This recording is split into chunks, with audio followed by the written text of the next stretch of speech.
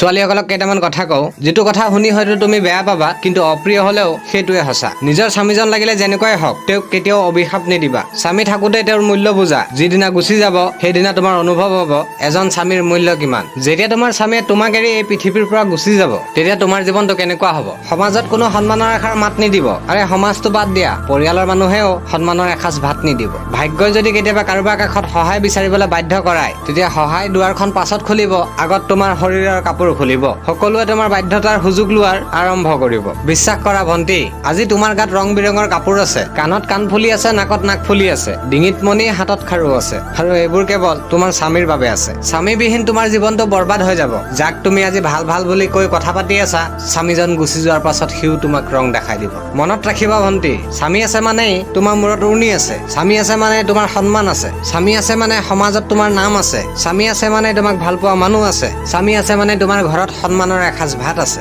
যিদিনা সেই স্বামীজন নোহোৱা হৈ যাব, মোৰ ভণ্টি বিশ্বাস কৰা, সমাজটো সমাজেই, তোমাৰ ঘৰৰ মানুহেও তোমাক অৱহেলা কৰিব, তোমাৰ পৰিয়ালৰ মানুহো তোমাক অৱহেলা কৰিব, তোমাৰ বন্ধু বৰ্গও তোমাক অৱহেলা কৰিব। যিসকলক তুমি আপোন আপোন কৰি আছা, সেইসকলে তোমাক আপোনাৰ অকাত দেখাই দিব। এতিয়াও সময় আছে। নিজৰ স্বামীজনক অলপ গুৰুত্ব দিয়া, নিজৰ স্বামীজনক অলপ মৰম দিয়া, নিজৰ স্বামীজনৰ লগত সন্মানেৰে কথা পতা। তোমাৰ স্বামীৰ বাহিৰে তোমাৰ আপোন এই পৃথিৱীত আৰু কোনো নাই। কথাটো মনত ৰাখিবা।